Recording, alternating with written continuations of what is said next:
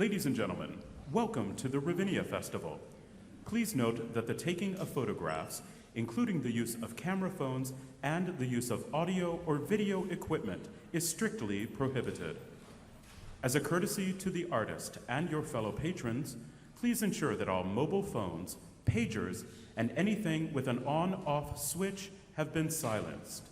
We appreciate your consideration. Thank you for making it a great day at Ravinia.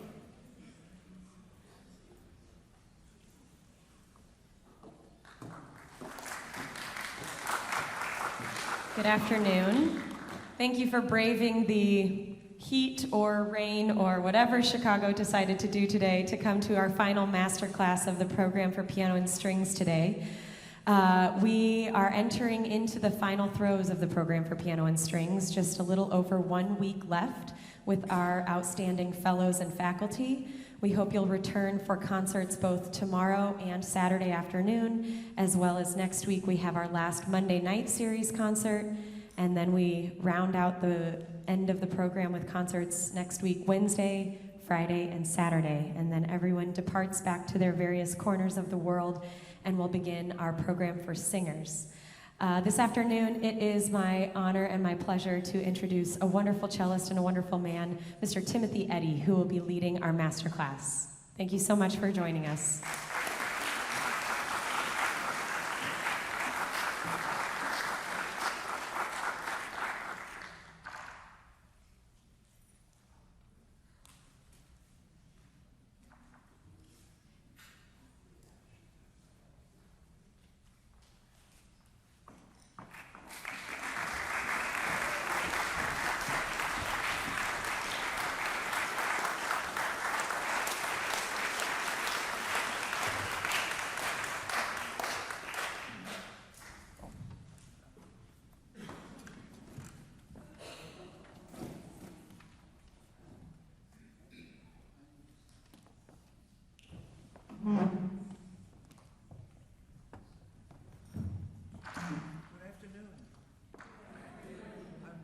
Thrilled to be here. And I'm thrilled to be here for this event, and I'm thrilled to be at this institute. I have a long history, I'm happy to say. It's been my pleasure to be connected with the Steans Institute for a long time now, and I always have the most fantastic time here. The students are just amazing in not only their ability, but even more strikingly, in their availability to the music, to suggestions, to possibilities. They're curious, and they are ambitious about making music. And so am I. And we're privileged to have you here with us, because music is about the reason for performing. We're all performers. That's what we're studying. We're studying music as performers because it's our job to bring music to you. And that's what's the measure of our success, ultimately. And that's what everything that we do here and everything that we do today will be about. So it's wonderful to have you to talk to with the music. And we look forward to doing this together. Thank you.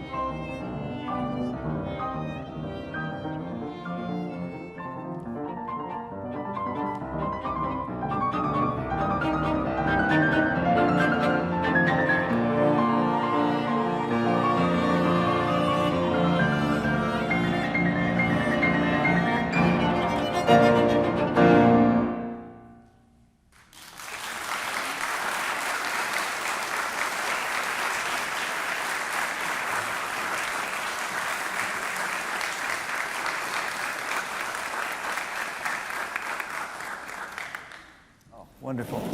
Let me see if I can get myself to a place where we can all see each other. Okay, wonderful, beautiful. Let me get my cello. Kyle, bravo. Okay.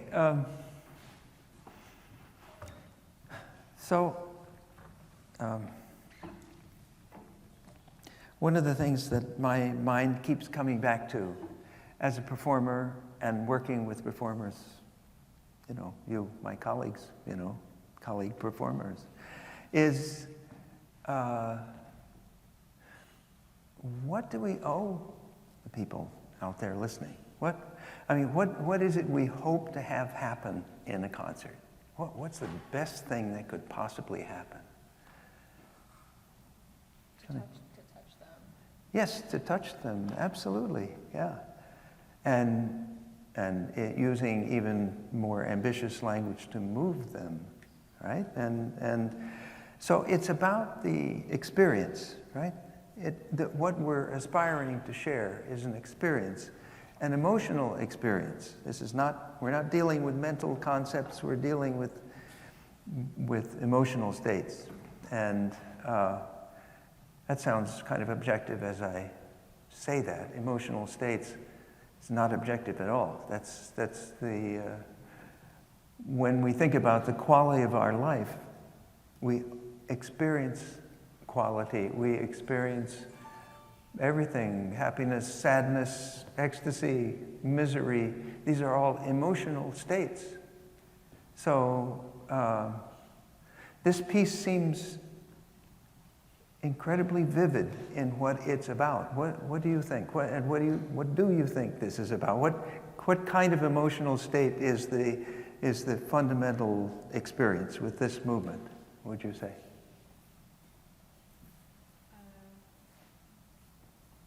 Warm. Yeah, yeah. And noble. Absolutely. Absolutely, yeah, I think so.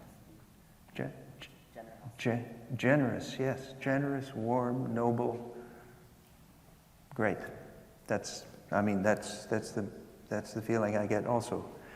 And of course, there are warm feelings that we have. That's a normal thing for human beings. We're very emotional creatures, and that's a big part of enjoying our life, is having feelings of warmth and appreciation and care. And as I've thought about how, for myself, listening to music, I am most moved by music when it feels like my life has felt at some point on the inside, not just a general kind of happiness or that it's or it's generous in its character, but the things that are sort of seared into my memory and into my emotional memory, into my feelings about living, that make me not just happy to be alive.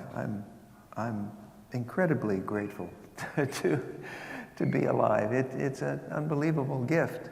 But it's that as we play concerts and we celebrate our human experiences by playing this music, by playing these stories and identifying with these experiences that the composers are inspiring us to join and to give voice to here. It seems to me that in concerts, there's a kind of a ceremony here. It's a ceremony of celebration, and the things that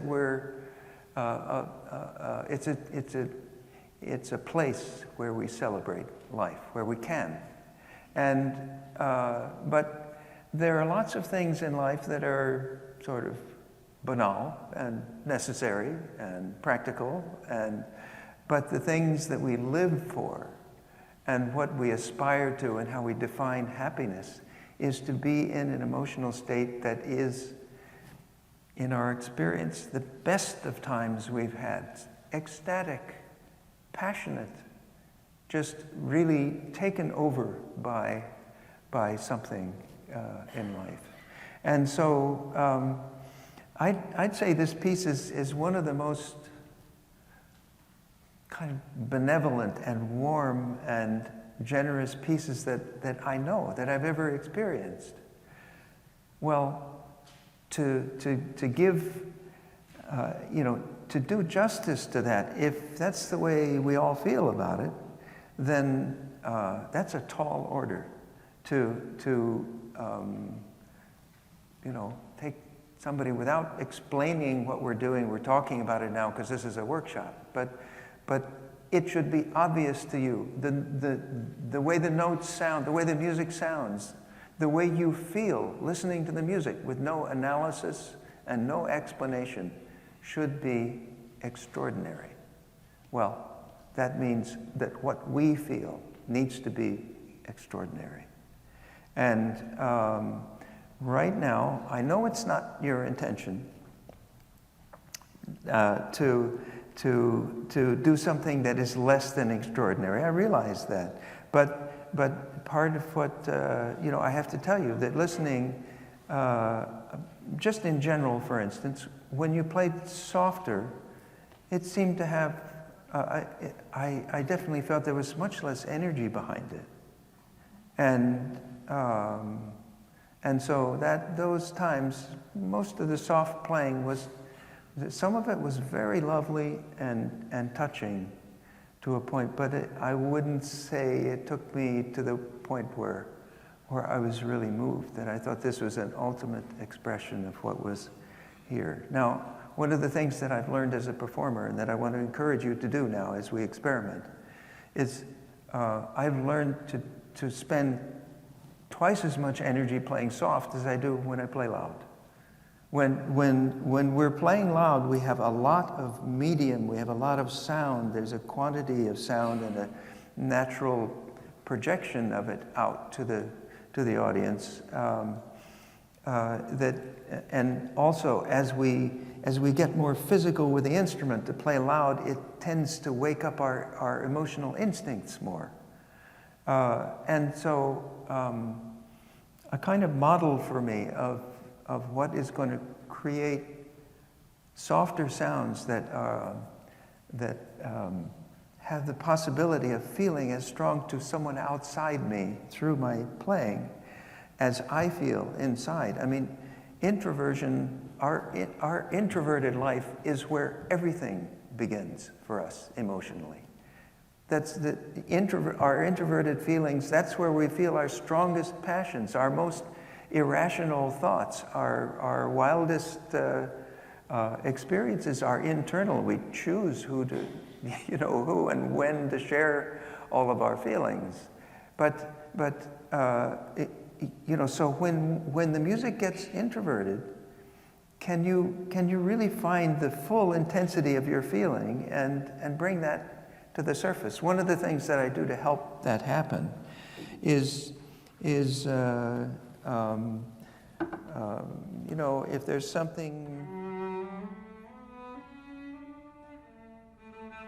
that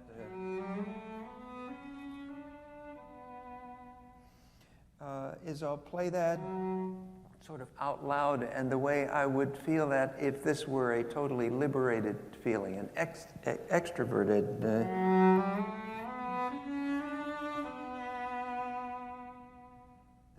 And then make sure I'm feeling exactly the same thing, but just show the tip of the iceberg so that.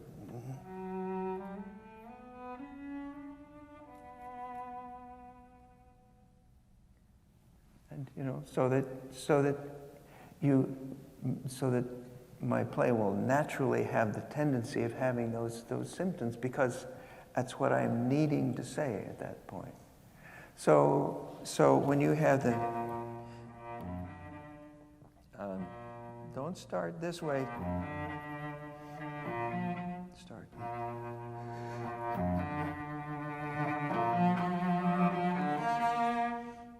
So that also we can have the experience of hearing you begin to feel something and find the way out. But if you start this way seems like I don't need to find a way out. But if there's more intensity than I can bear, and it may be of an ecstatic sort, if I'm just beginning to warm up to it in terms of my expression, but I'm feeling a strong inner need and compulsion to let this out. I mean, and that's what it's like when feelings take us over. They need to get out. And we can be in an empty room and something happens and say, "Oh, that was great." There's nobody to hear. It just comes out. And so I encourage you to work with yourselves to cultivate. Take the feelings you already have. You have beautiful feelings for this piece, but search in yourself for the root of that feeling and the ultimate feeling that's an example of, or that comes from. Like, for instance, from the very beginning, the opening in the piano, that was lovely, but it didn't sound like, my God, this is what I live for, to feel like this. This is one of the hardest things to actually to communicate fully, is just plain feeling wonderful about living, But what's more important? That's what we're all looking for, is to feel wonderful about being alive. And but it's not so. The characteristics aren't so vivid and identifiable as, oh, I'm angry, and so we do this, and or I'm feeling peaceful, so just when you just before you start to play now, all of you, but Kyle, you lead the celebration, inspire us with your playing. And just think of when you have felt just unbelievably happy to be alive, just grateful, and your heart is just so full you can't contain it, and so you sing, you sing about it.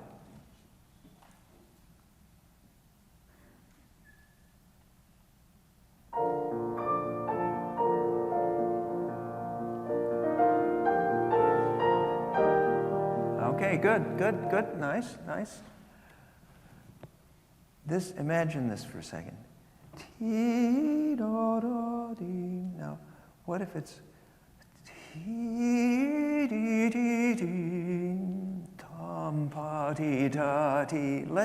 let your timing and even the energy that's coming from your left hand, let that the activeness and ecstasy of your feeling at this time just get a hold of you and make you play. And just don't manage it. Let it be inspired from inside.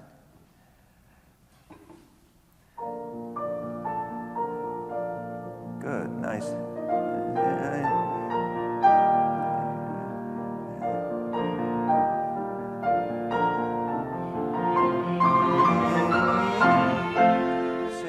Sing out. Okay, no, I'm sorry. I meant to encourage you while you're playing. Right there at yum bum, right on that down. That was beautiful, Kyle. Beautiful. Wasn't that more beautiful? I thought so. Yeah. Right. Okay. Right at yum bum. Okay. Wherever it's good for you.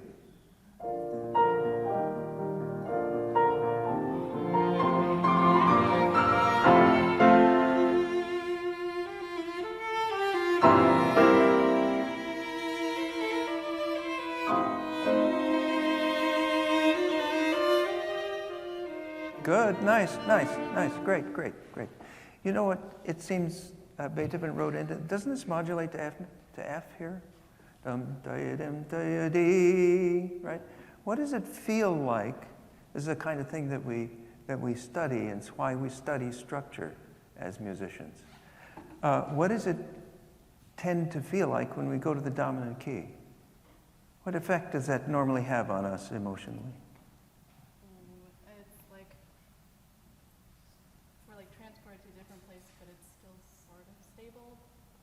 Yes, it is. But in terms of intensity and energy level, more intense. Exactly. So however beautiful it was that Kyle, when Kyle played, when you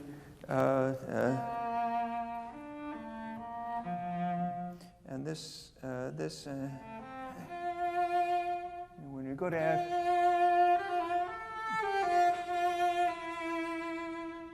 I mean, you thought that was lovely what he was doing. Yeah, this is.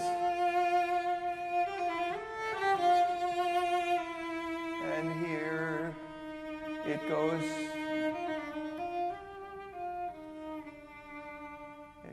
back to B flat, right? And so play the same place. That's good. And as he's playing, and invite that modulation to work on you.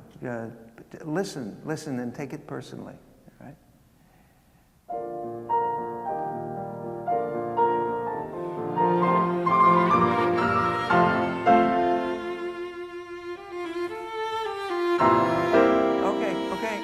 Okay, great. Now, you're a beautiful and sincere player. I always get lovely things from you as you play. But this,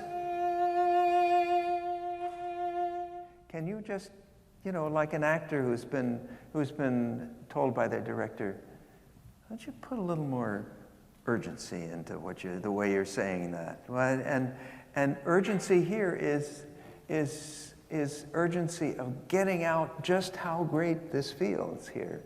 So how do we do that? What are the symptoms that convey that? We don't hold up signs about how we feel. So how can you make me and all of us respond and really understand? And so it's tone quality, right? Tone quality, and everything is everything needs to be in the sound. So what do you show me a sound quality that to you has more urgency and more excitement?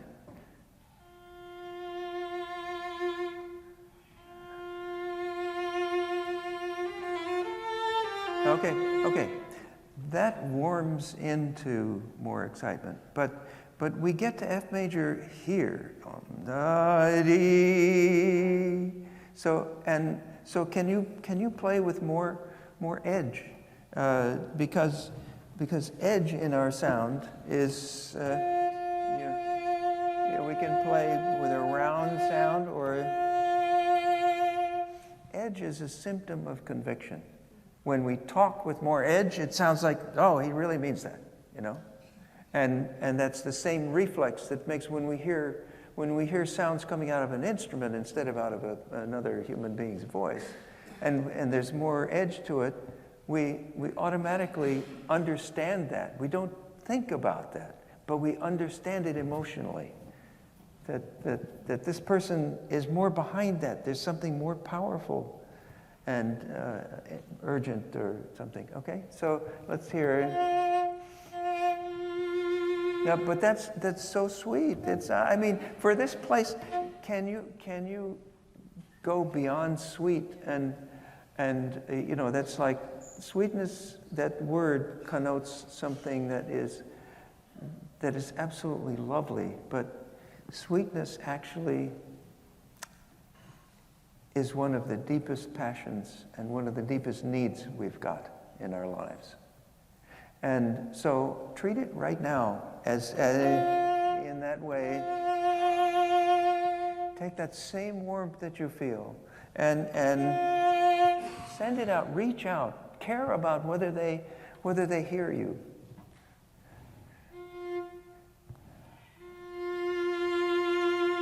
Yeah, good, nice. And now take that and sing with that voice. Good, that's right, different, huh? Yeah, good, okay, great. So let's, and then you come in, let's see, what note do you come in at? Yeah, all right. And so join her in that. Join her in tone of voice, and in fact, interrupt her so that our attention shifts to you, okay? All right, same place.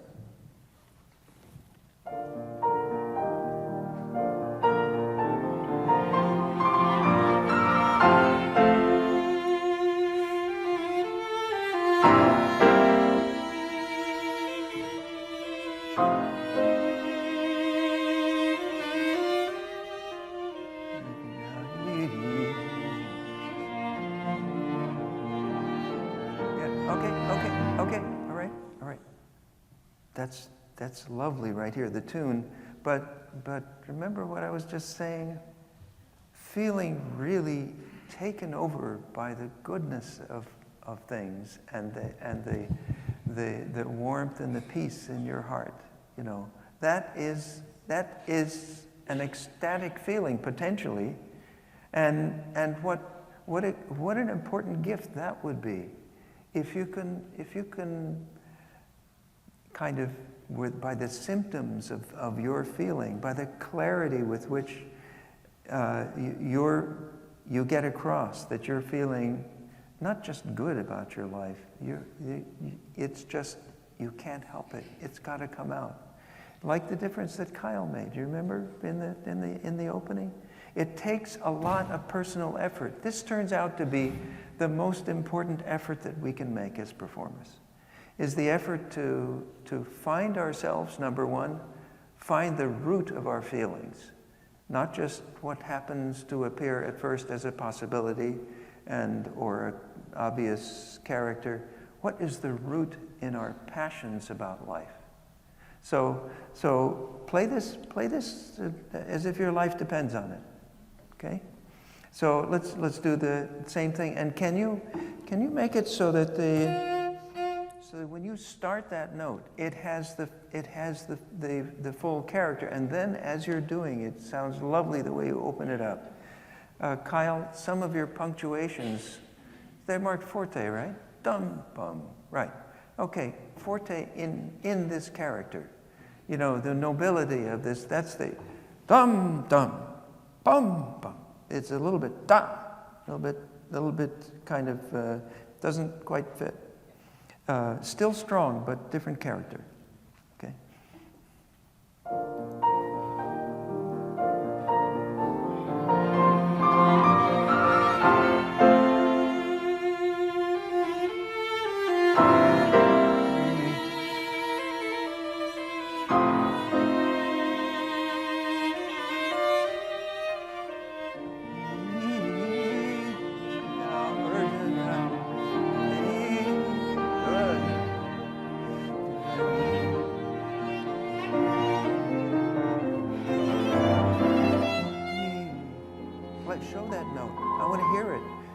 Hear those notes. Dee-do. When you played this section, you guys got so private and low energy with these. I didn't hear them, and the chords in here at those places are really just there's so much. It gets very complex in the feeling. It's not so sweet and obvious. And it's a moment of feeling complexity and even a kind of losing something precious that we've just been enjoying. We kind of get lost a little bit in the fantasy, the music here, and then it feels so good when it comes back, when it settles back. Okay, another that was much better. Great. When you have, let's see, play the note that you start on. So, all right. So now, when you play this, da da dee da dum, da da dee da dum. Let's see, play right there. Da dee dee. Oh yeah, right. It's the chromaticism. That's what I was looking for. Dee da dee dee. Yeah, lean into that. Really, lots more. Just lean your weight into it. What would our life be without a paggiaturus? You know, I mean, but really love it and take your own affection and feelings of affection and good feelings. Put it into that interval and into the ti-dum. All right, good. Let's go right where the tune comes back, where you get back to da dee da in the violin.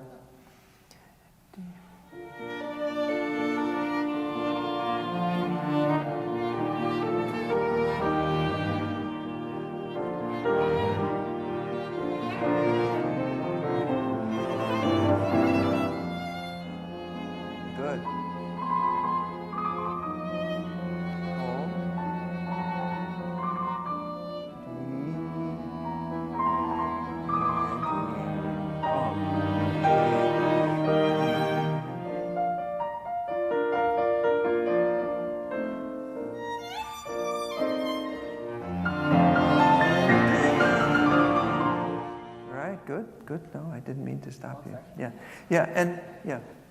And we probably need to stop in just a second. This where you have the dee da dee da and the pianos. Can that be not a weird thing like schizophrenic, like all this commitment and then this? But what I'm saying is that the pianos really need the intensity of the fortes. Think of it as extroverted and introverted, and extroverted again and introverted. That's like saying something and then you're quiet for a while you think about what it is you want to say next, and then you say the next strong thing, which is another harmony, it turns out, which has a different feeling, and then you introverted, but it's our introversion where everything begins and ends for us. I think we should probably just stop right now, but what a pleasure to hear you making more commitment like that. Bravo. Excellent.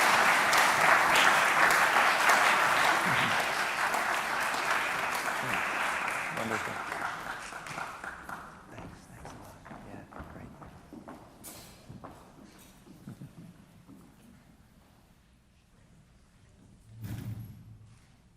So we get to do this all day here. Can you imagine? Yeah. Okay. This is the only. I can't think of many other kinds of activity and work where your main job is to find yourself in this way, And this is what performers need to do. They need to become profoundly and very, very completely connected to their inner selves, because that's the most important thing that we have to share with people. And so, anyway, it's a delight. This is I always hear at Steans the participants here are very wisely and carefully chosen. They're some of the best young players in the country, and from outside the country as well. And so when people ask me how my day has been going here, I always answer the same way. Oh, it's great. I had the greatest time this morning. So anyway, it's a wonderful situation. Okay, next we have the quartet. Right, okay. By the way, this is an all Beethoven program. This was not a plan of mine or a plan of the Institute's. It just turned out that way, but I'm thrilled at that. And I'm not at all worried about there being too much Beethoven. I haven't experienced that yet, Even, for instance, let's say, playing the whole Beethoven cycle of string quartets, and with my quartet, I've done that as compactly as on a weekend, doing all 16 quartets Friday, 2 concerts Saturday, 2 concerts Sunday. And no, that wasn't too much Beethoven. It was almost too much for me physically, but yeah. All right, and so this next piece is one of Beethoven's late quartets. It's the first of his late quartets, Opus 127. And we'll be doing the slow movement, which is You know, it's one of Beethoven's most, as he did in his late quartets, his explorations within the human heart and spirit and life experience are just ring so true, you know, that when we can succeed and in our performances, you know, in the way, you know, is encouraging these young people to play, when we can succeed in getting it out into the open, one is better off for it, you know, and I think it brings us to ourselves. So let's see, where's our group? Hi.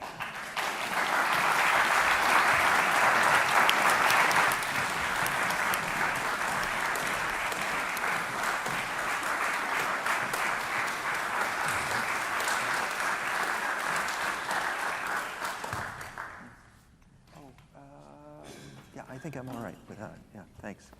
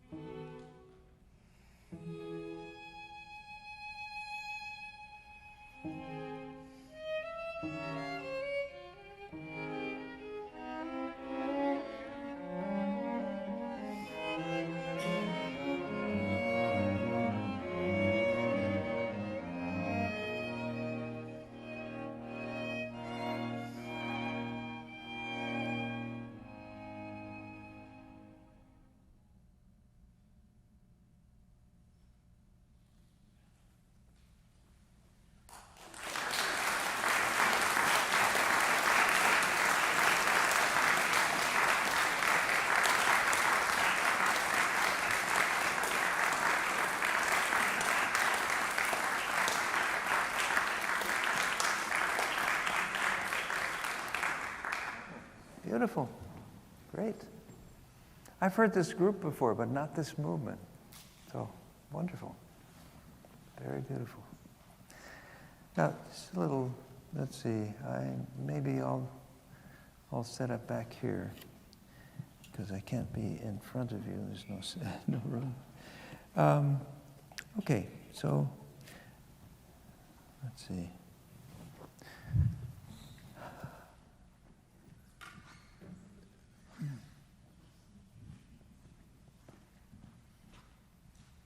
Okay, so this is variations, right? This movement, yeah, and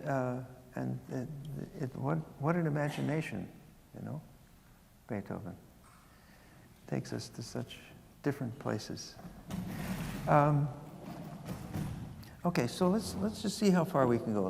Let's start at the beginning. First of all, you know, we finished the movement preceding, the first movement that precedes it. We finish, you know, in E flat major, right? So when this movement begins like this,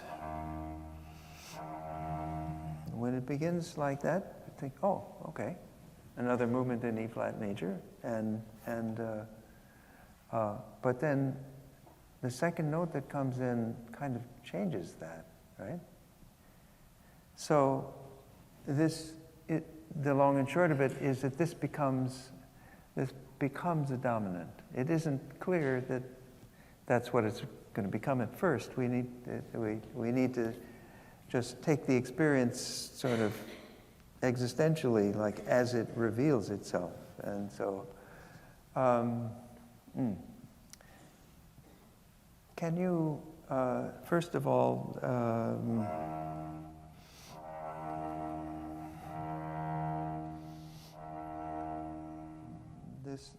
these pickups that we have 3, 1, it's a triplet figure, and in that triplet we have 3, 1, 3, 1, right? And so do you see the way I'm playing that? The real beat has a kind of freedom of sound, and that's how it cannot sound like it's just notes of that are. It can really sound. We can have the experience of that syncopated entrance, because there's such a different feeling to that.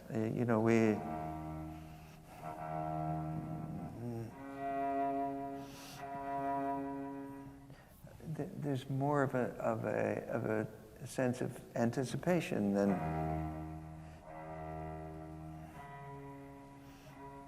All right. So, and what kind of experience are you anticipating yourselves as performers? You know what's coming. The audience doesn't know yet. You're going to show them, but what is the experience of this movement like? I mean, in a couple of words. I mean, Serene. Swing? Serene. Serene, yes. Yeah. A sense of wonder. Yeah. Wonder. Yes, right. And so both serenity and a sense of wonderment, they both make sense to me. I think they both belong. And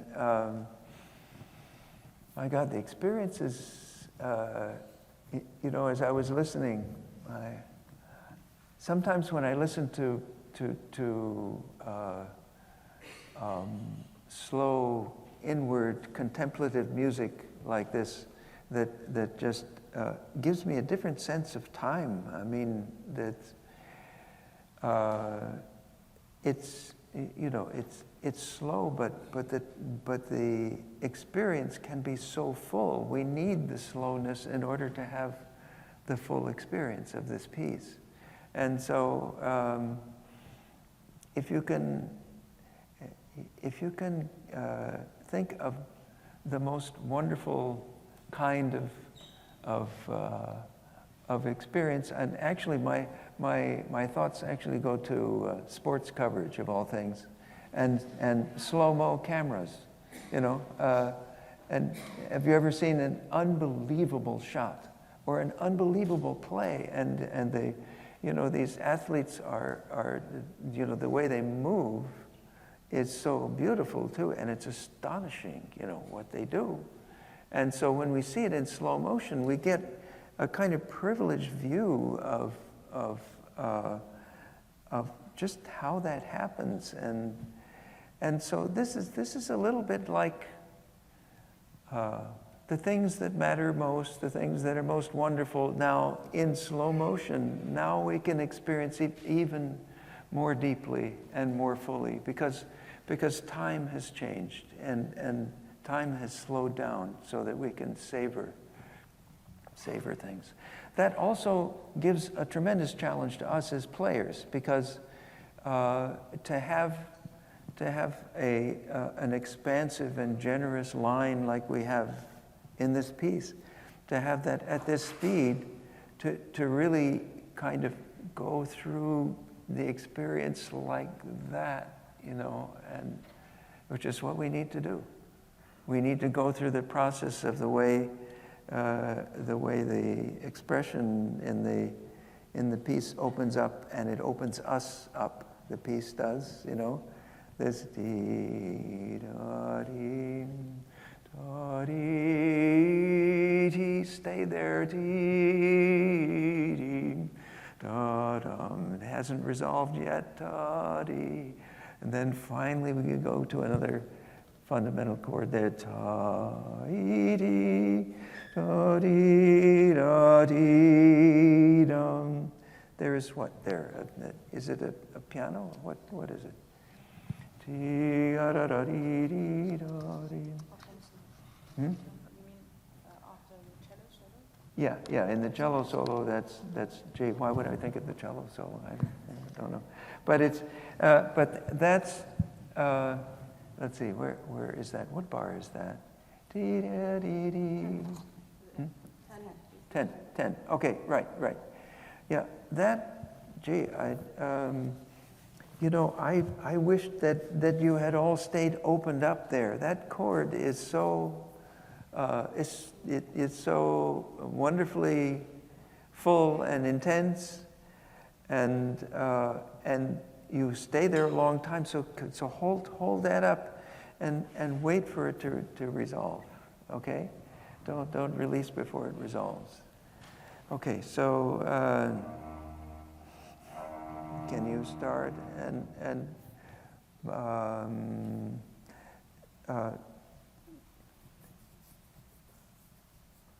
make us really feel the importance of this spelling out of this chord to take so long. Feel the suspense yourself, okay? And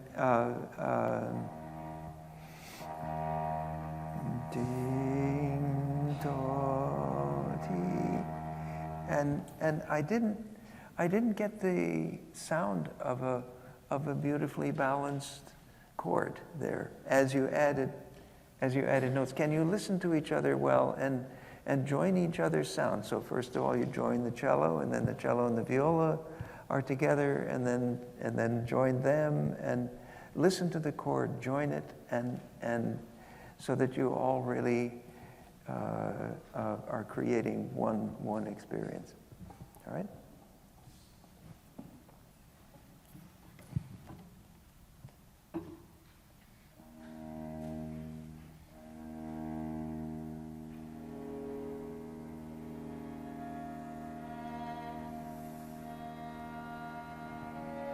Hold the chord.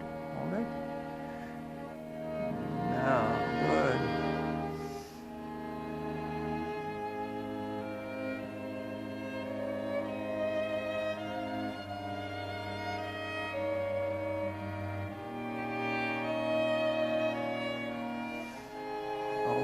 Open it up a little more. Good. Nice tempo. Good.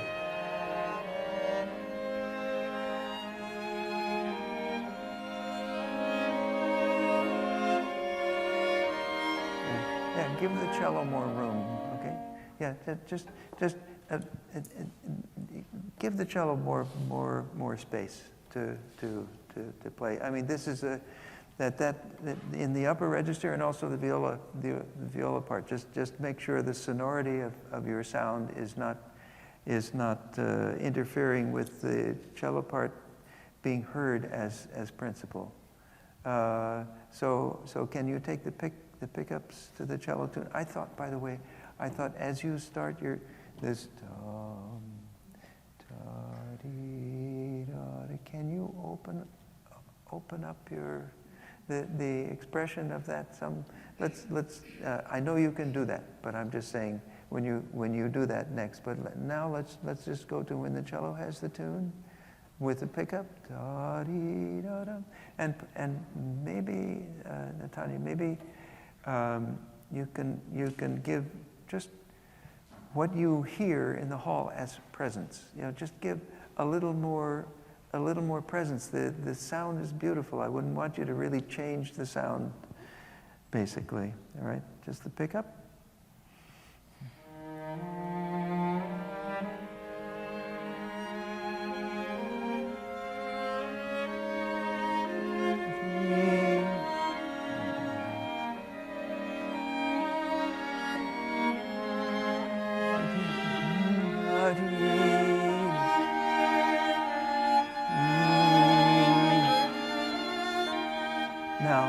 Different tone. Keep it moving. Intimate. Intense. Intimate. Don't be in a rush.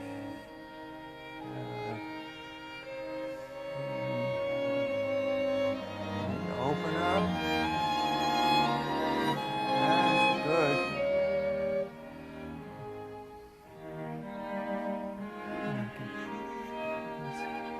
That's it. Good. Good.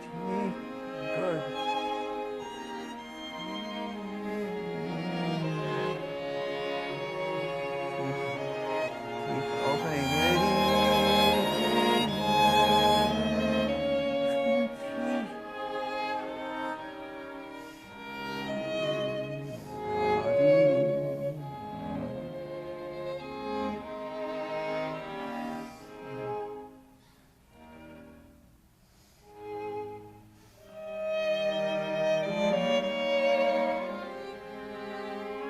Right, okay, excuse me a second. Let's start this one again. Beautiful, beautiful, lovely.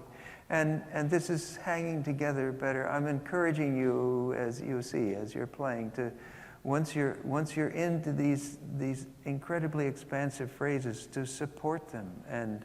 And don't just think of it as supporting the sound, support them with your commitment, you know, to the sound. And open yourselves up, which is what makes us need to support the sound, you know, naturally. Okay, let's take the beginning of this variation now. Okay, let me just see it in your part for a second. Yeah, right. Okay, it's not right. This is everyone has piano here at this point, right? Yeah, and just I wouldn't, you know, let the cat out of the bag too much at this point. I mean, the pianissimo needs to be especially intimate, especially inward. And one of the things that I'm always working like mad for when I'm playing this piece is to find a way to reach out with a sound that's not fully focused in the normal way, because it should be like you're trying to talk like this about something that's too fragile to talk about out loud. But let's keep going though with the piece. And so, and even though the writing here becomes much more ornate and the counterpoint becomes more complex, can you keep the unfolding of the piece as smooth and simple feeling, even though there are more complex things happening in between, but nobody should have to push their part out. You know where to listen for, right? Okay, all right. So start the pickups to this variation.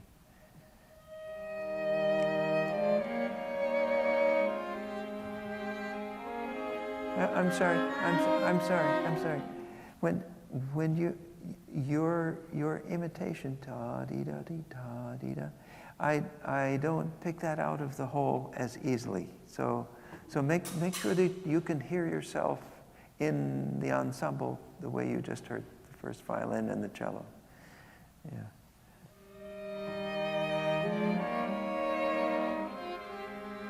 Good.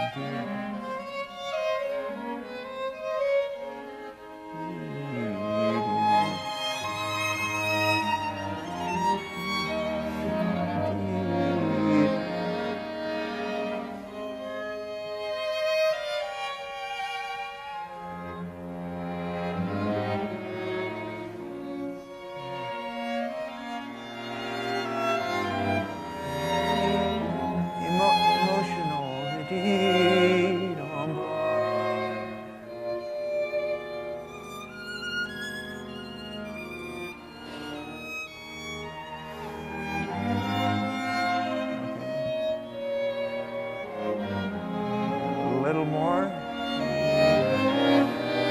Good. Now, long. Build slowly.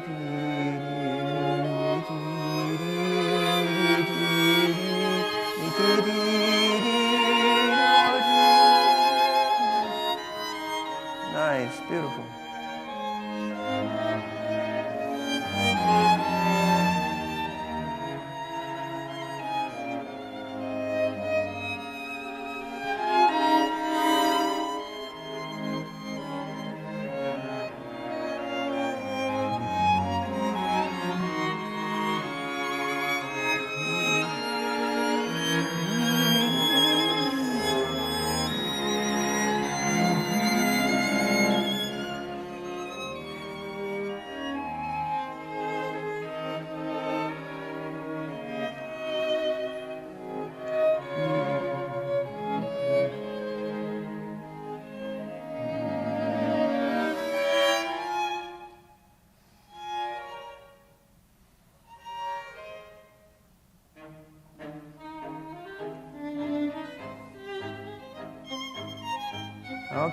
Okay, good. That's delightful.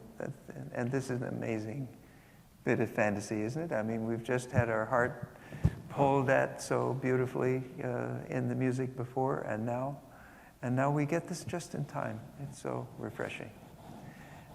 It's a different side of feeling incredibly good. You know, this is delight here in this. This can you think? In terms of the rhythm underneath this, can you think in terms of what, half bars, or the dum, ding, dum, dum, da da dee, da da dum, dum, bing, ba, go to there, da, dee da dum, dee, da da dum, dee, da da dum. What is that? Whole bars, maybe. Right, but just have in the way you experience the rhythm, just ride the reflex of these notes. They're still lively, but make sure it's not dum, dum, dum, but dum, dum, dum. You invite the violinist to have this wonderful dialogue. And that has an impact on you now. Because dee da da dum da da da dum dee da da dum dum da da dum dee da da dum dum da da da. So these aren't so short term. Dee da da dum da dee dee dee. Ba da da dum da da da. All right, one more time. There. I'm sorry. Can you really have the experience? You need to be certain about when you begin. But can when you first play, can it be like, okay, we're going to go in this direction. All right, let's see. Here we go. We're just starting. Dum, ding, dum, dum, and bring us all to the downbeat. But if it's dum, dum, dum, dum, if the subdivisions of the half bar are then that's going to be the character. It's going to keep it earthbound. You know, we need to have ding, dum, dum, dum, ding, dum, bum, bum, bum. Good.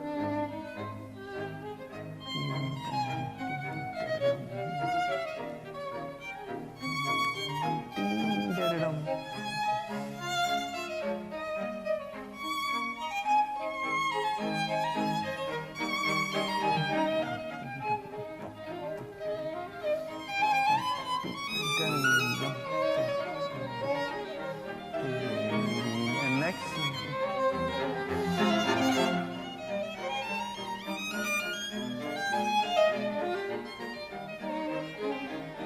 Okay, all right. Lovely. See, and that's the long experience. That's the expansive experience that's still in this music. We need to stop in just a second. I would love to hear you do, well, there are too many favorite places that I have in this movement. The one I happen to have been thinking of was this, where is it? Tempo primo? Okay. this, now, that's a wild part, isn't it? I mean, we had, in the cello part, there are these arpeggios that go from the bottom up to the sky. I mean, that's, and when I heard you doing the kind of thing that I love to do myself, that really, but your top note, if you can fully join the character of the harmony and of the melody at that point, you know, and stay there as long as you can. And if you can make it, if you can even more dance with it, you know, feel the buoyancy of it.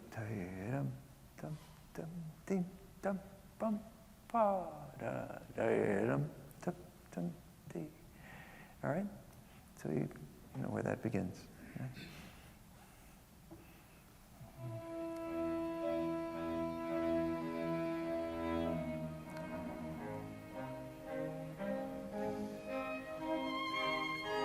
Okay, good, nice. When you start, you have a slur with dots, right?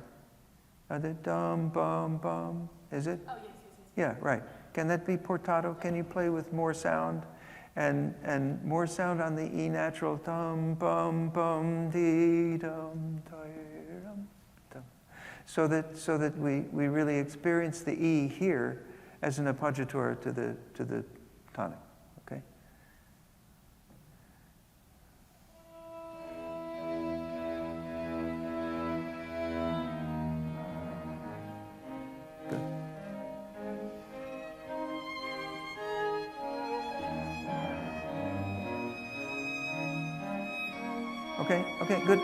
Good. Okay, good.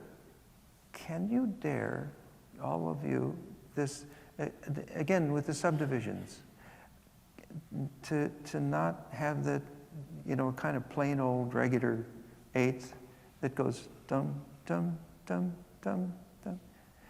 Dare to put a little wind behind it, you know. Dum, dum, bum, bum, bum. Dum ding dum da dee dum dum dum dee. All right? I'm letting you in on some secrets, you know. You realize that. Yeah.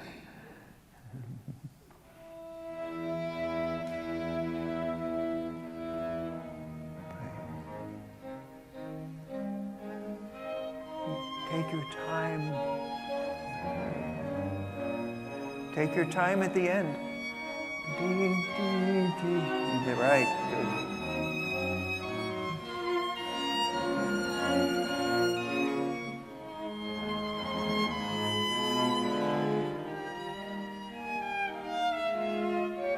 Okay, all right.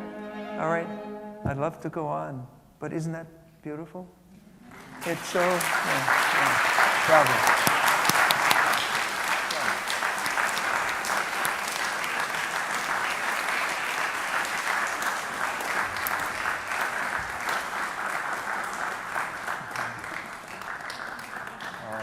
Just lovely. I love it. Great.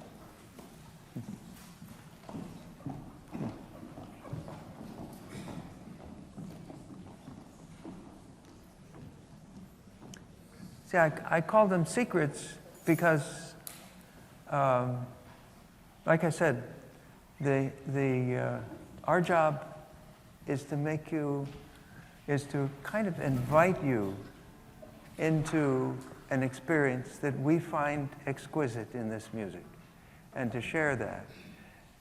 But you know, these kind of subtle differences of motivation, and in order to keep the music kind of arching and flying, you know, to dare to allow the beat to get just a little bit ahead of itself so that it can then settle and enjoy the next principal thing that happens, and then float a little more freely.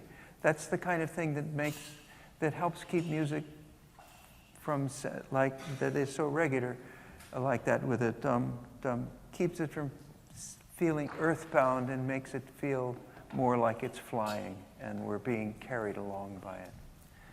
But you shouldn't be thinking about that while we're playing. We don't want you to think about it, you know. What we hope is that all of these, whatever we're doing, you know, to reach you, we don't want you to be distracted by that. And so that's why we don't generally talk about it. This is wonderful, though, I'm so glad you can get an inside view of what goes on here. It's, as I said, it's a privileged thing that we do, and it's fascinating to all of us. Okay, you all set? Yeah.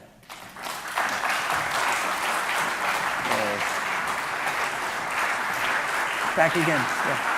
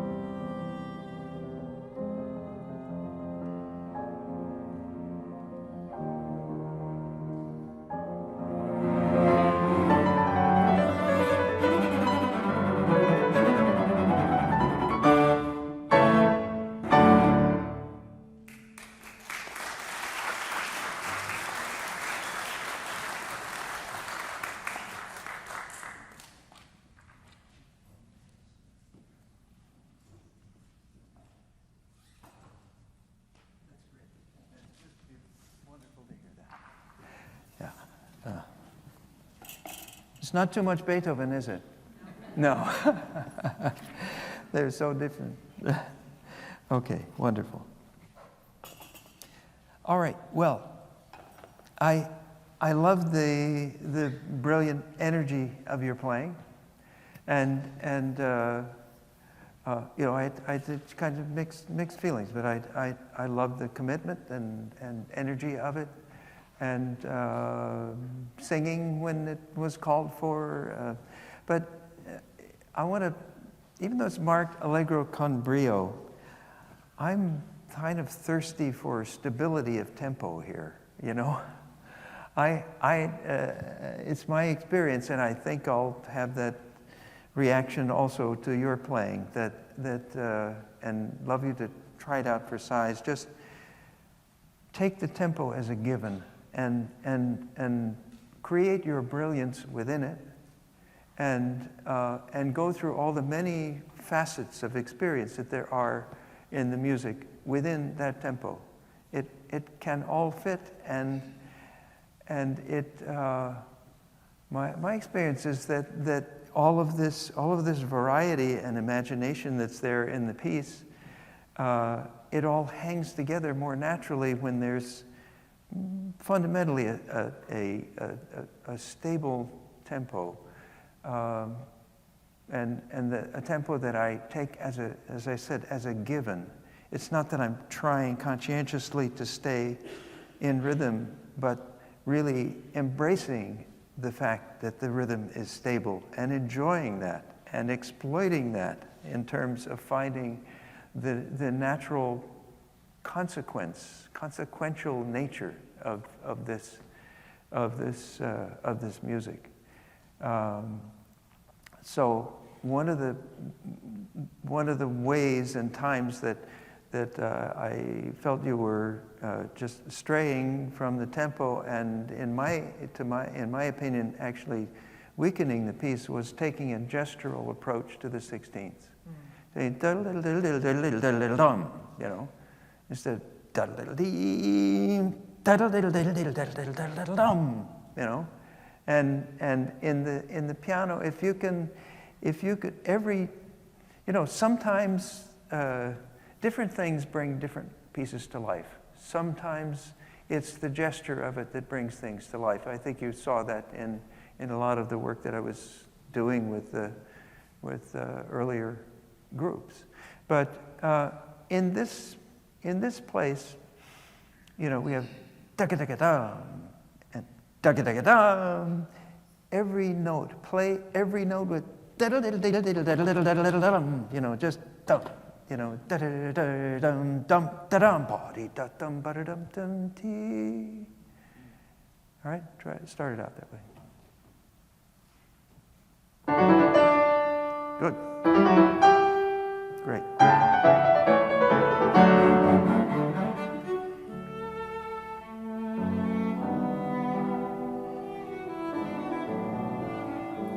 Yeah. Okay. Great.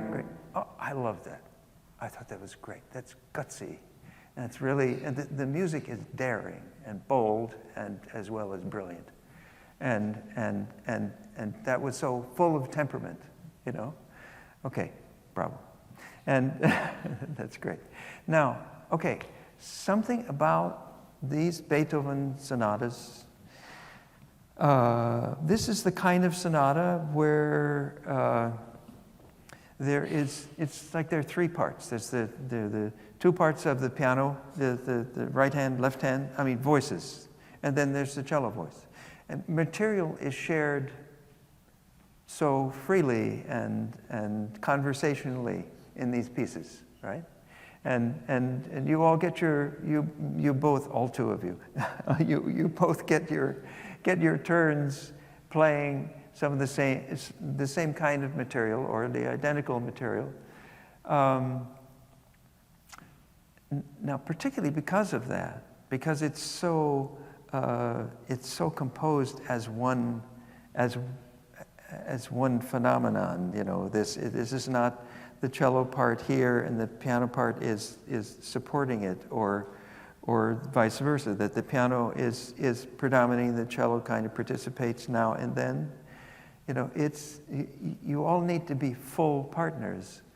I think it's very important, and I find it very helpful. I find it a pleasure to do this, to try to join the nature of the piano more, you know. I mean, the piano and pianists can do amazing things sometimes to come toward the cello, but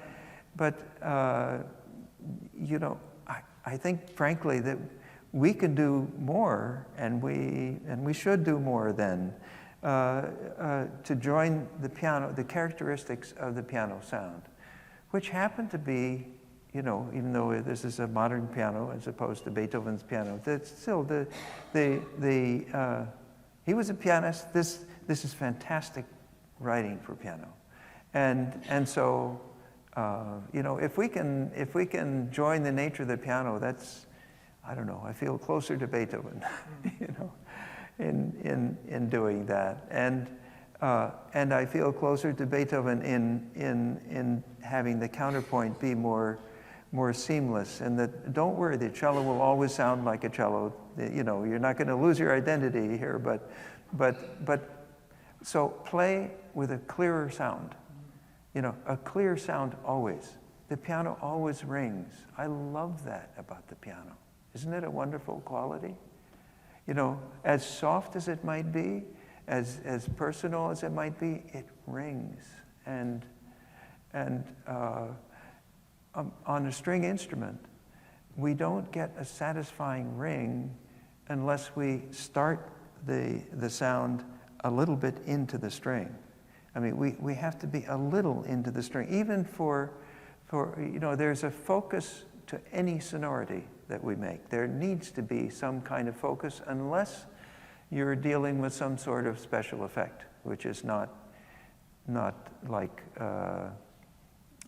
modeled on human speech and human, you know, the way we experience things as human beings. If it's some natural phenomenon, or, you know, pictures of outer space or something, you know,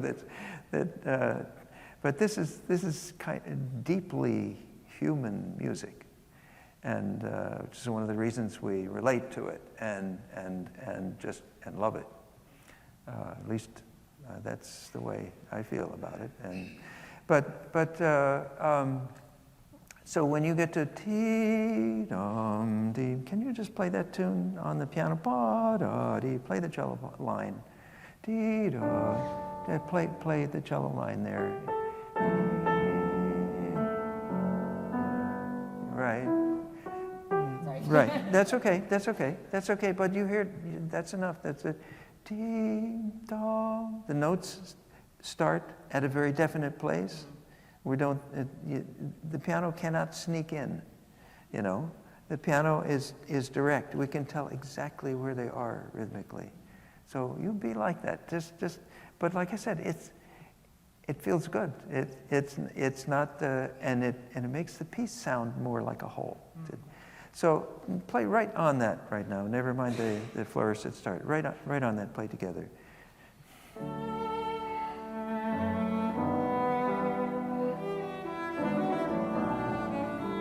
Okay, excuse me a second. Excuse me 1 minute. I'm going to get my cello.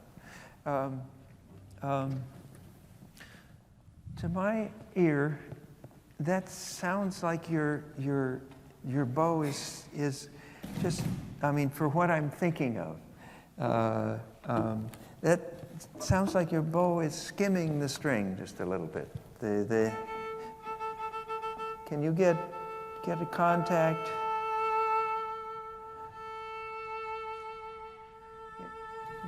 Yeah.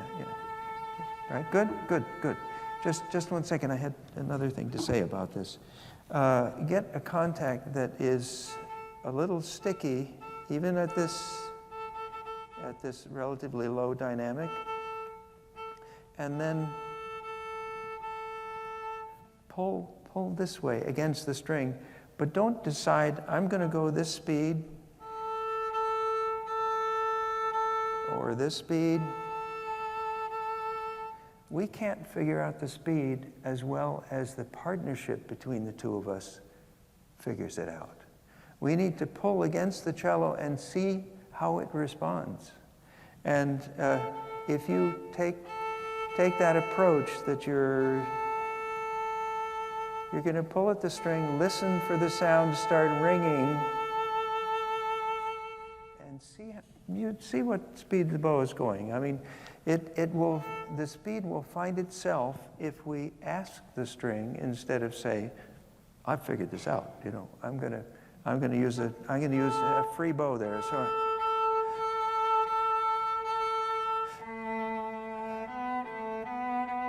I can't sing nearly as well with that as I can.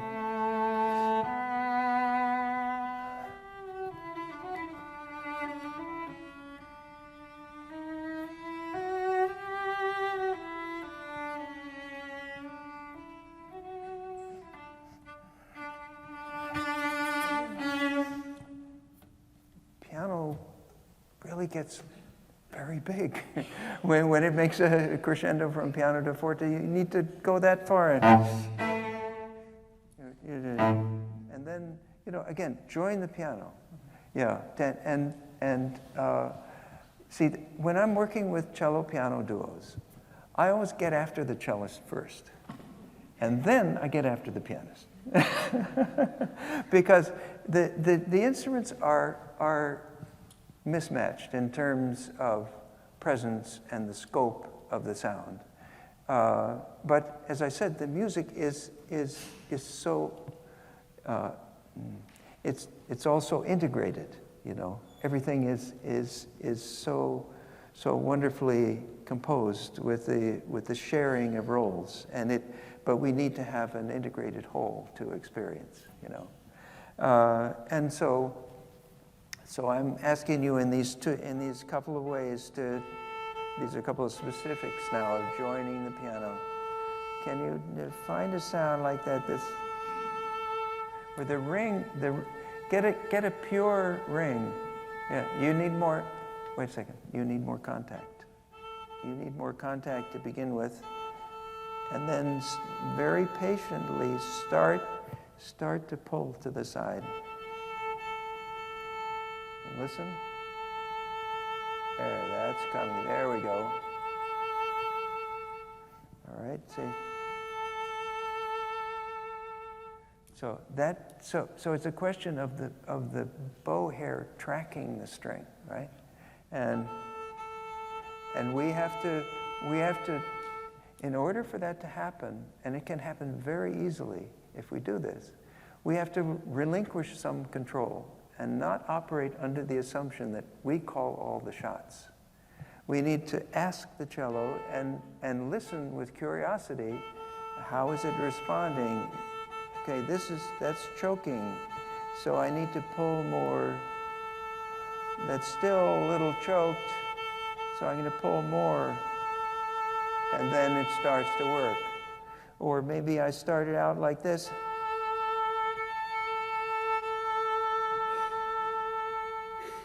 You know, but that, if I want a free sound, I want it to be like that. I want it to be grounded. I want the fundamental to be what's ringing, and not a ring that's just on top of the sound. All right, so try to catch the string well. Catch it, get further, a little closer to the bridge. That's it, good. Yeah. Don't be afraid of it. Put a little more weight. Yeah, and now pull from your elbow. Pull. That's it. Right. Did you hear it started to open up when you did that? That's it. Good. Now sing with that. That's beautiful. Yeah, you don't need more vibrato. You listen to the proportion of vibrato in your tone. Yeah. Right. And now take that and for the kind of emotional temperature of this music, that vibrato is going to be too laid back. This. All right. So try it again. That's good. And now take the tune and really perform. Sing with it by yourself first, and then we'll do it with piano. Good, good. That's the idea. And now do it in tempo and in character, right? No, that's too slow. The piece goes ting. Right? Good, good, good. And now can you make this? The A is not really a new note. It's the same note that's dropped.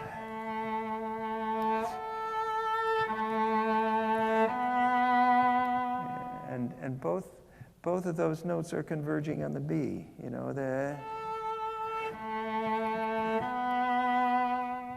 right, got it?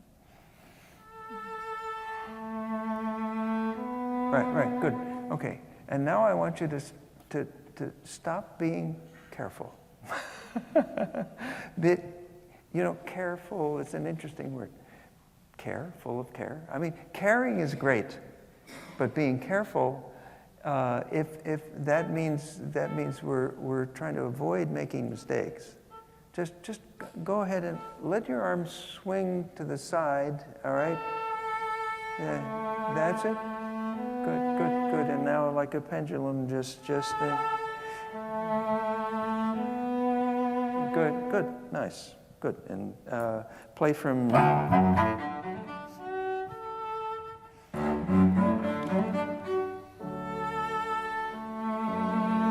Good.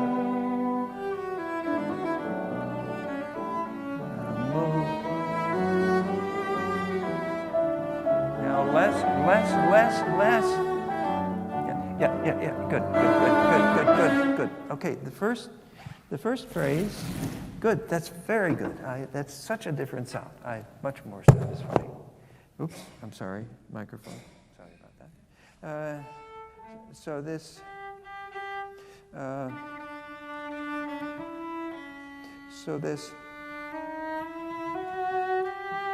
That goes in.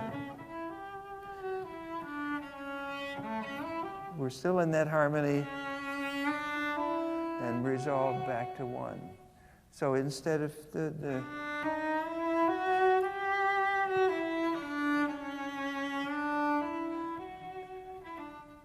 all right.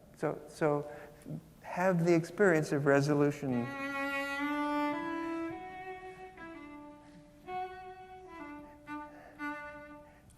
Keep your vitality. You notice the softer it gets, the more I show the vitality I feel for the music. All right, so let's start. By the way, here.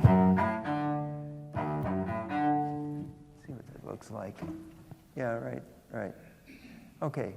Yeah, go ahead. Instead of playing short there, I was just checking to make sure in this edition that these, I was checking to see if there were dots, and there aren't. There are wedges,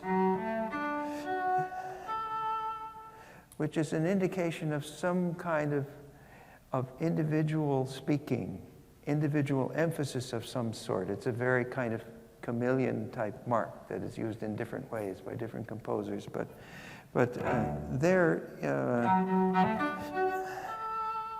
articulate the individual notes, but here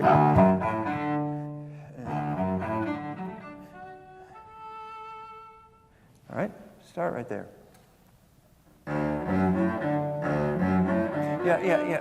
Okay. I mean with really singing sound. Yeah. No separation. Yeah. Now singing. That's the idea, right? So. Go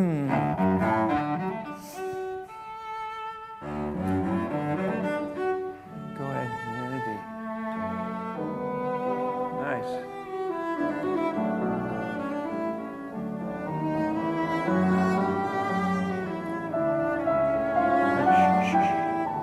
Good. Crescendo. Good.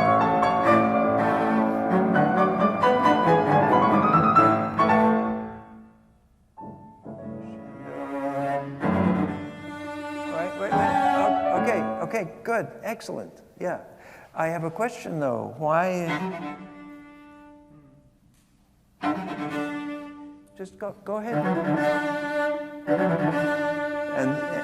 And then lead to the next thing. then lead to the next chord.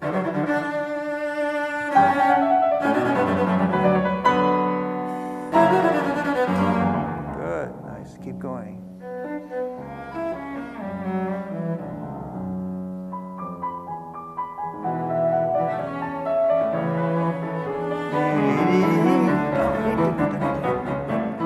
Right, okay, they're rushing in the, so it's wonderful if it's just upright, you know, use the time you've got. All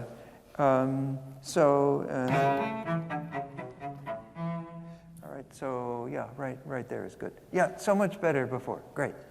Right on that now. Oh, okay, I'm sorry.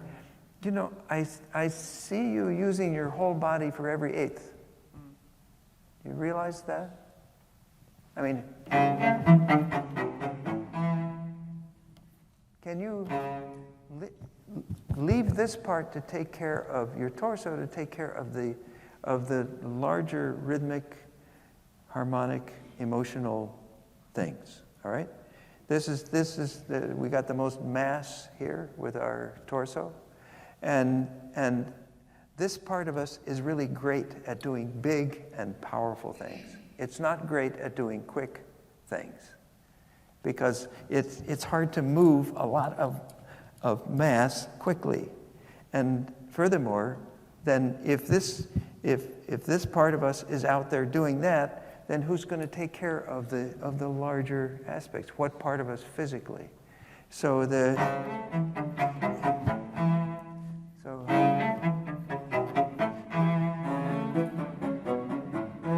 Right, good.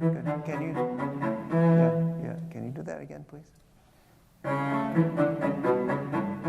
right, good. Can you look for the way in which the weight of this kind of releases into this?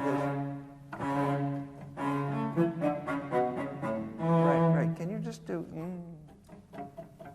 Don't make any stroke. Just down. See what I'm doing up here when it was. Right. Yeah. Let your posture be. Just listen to me for a second. Let your posture be flexible in this. Yeah, always like a spring. You know that I'm not in different position. I don't return to this and then I stay like that. You know, always kind of ready to move, and the more ready we are to move into our playing, then the more our instincts are able to. Without special effort, we don't have to get conscious about it. Our instincts, will get into our body if we're released, and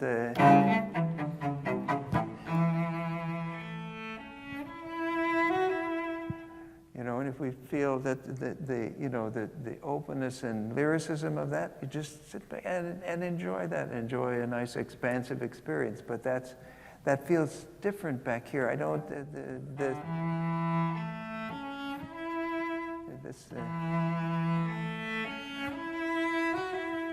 See, and then also our torso, which we usually think about weight and mass in terms of pressure and weight and releasing this way, but if our torso is released, then all of this mass is at the service of the draw of the bow. So we have a tremendous we have a tremendous reservoir of force that we can apply in either gently and patiently, or we can apply that with greater degrees of urgency, and playing loud is simple. It's very easy. It's as easy as playing soft. You just get to a part of the string where it resists as you pull, and then you won't use up your bow. You won't run out a bow and say, oh, I can't play that loud, I have to play this loud. No, you just get down to the bridge and you know, pull around your spine like that. So, all right. Okay, look, let's hear this again. We're going to have to wind up in a second. Right from there. This starts as the end of.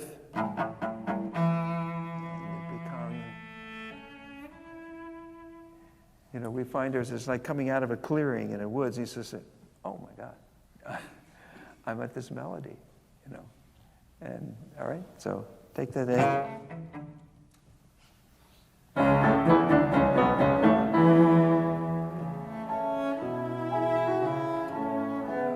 Okay, good.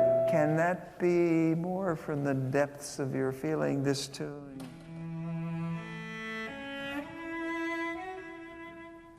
Don't interpret piano as meaning. I had a teacher, a chamber music teacher, Felix Gallimer. He would say, piano, it's normal. It's like talking normally, you know? And we did a lot of Beethoven together. He said that particularly about classical dynamics. And said, just play beautifully, get a nice contact as before, as you did in the all right? And don't treat this as something else. It's a continuation of the note that you started already, all right?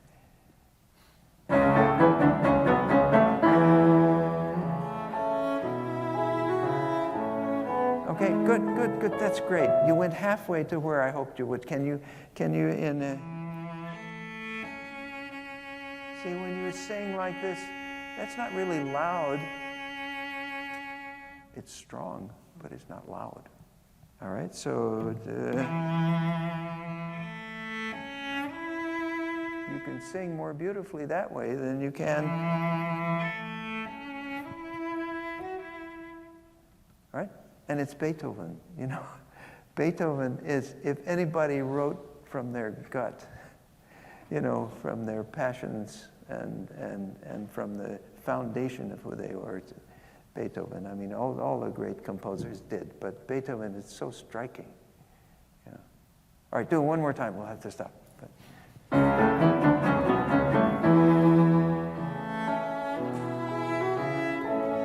No, you need to. I mean, believe me. Go step outside the borders of what you think is believable. Really sticky, and closer to the bridge. Yeah. And then when you get here, then sing.